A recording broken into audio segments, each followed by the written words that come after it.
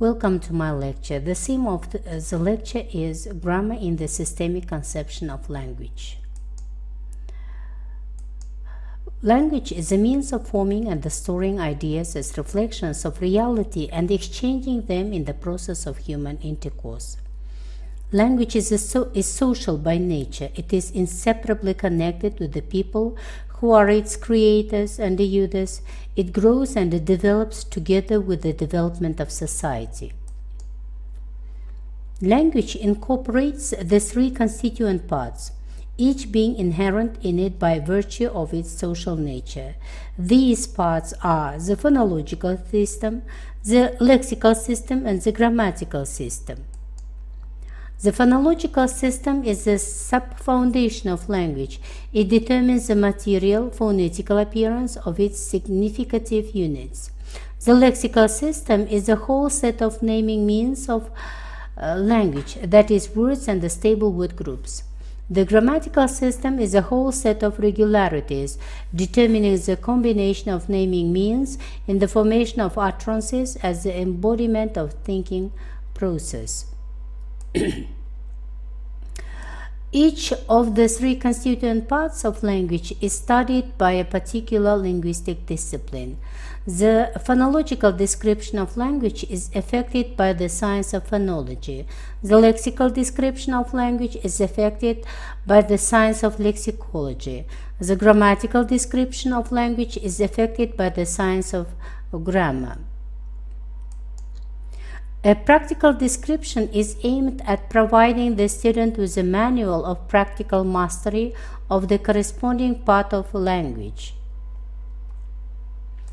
The aim of theoretical grammar of a language is to present a theoretical description of its grammatical system, that is, to scientifically analyze and define its grammatical categories and study the mechanisms of grammatical formation of utterances out of words in the process of speech making.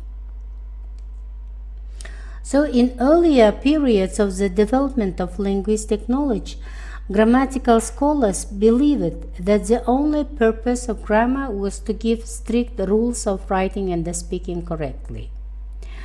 So these rigid regulations for the correct ways of expression, for want of profound understanding of the social nature of language, were often based on purely subjective and arbitrary judgments of individual grammar compilers.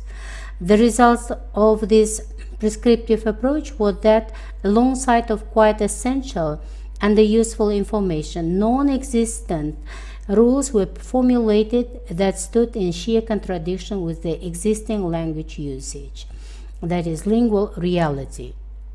So pay attention to these sentences. The first, I've just read a book of yours about Spain and I wanted to ask you about it. It is not a very good book, I am afraid. It is taken from Somerset Maugham's work.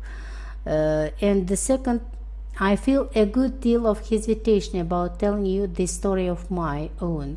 You see, it is not a story like other stories I have been telling you. It is a true story.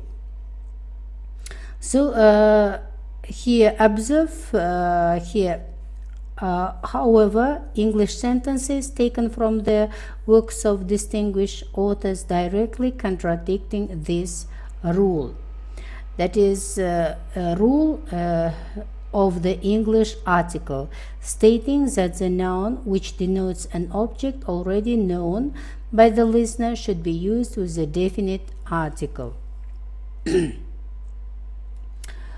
The true grammatical rules or regularities cannot be separated from the expression of meanings.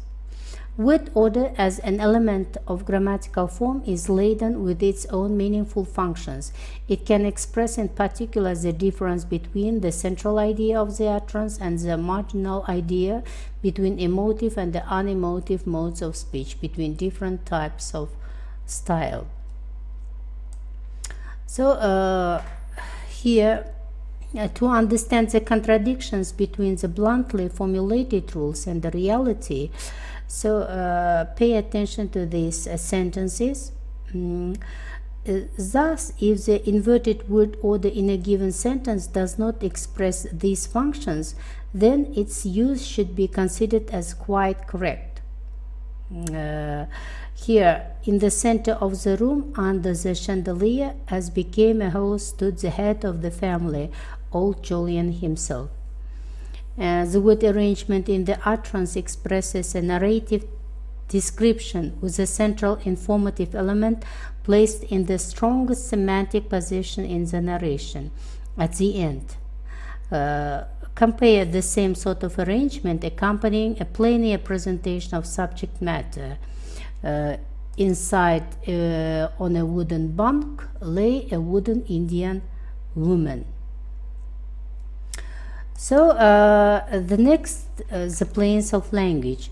The nature of grammar as a constituent part of language is better understood in the light of explicitly discrimination the two planes of language, namely the plane of content and the plane of expression.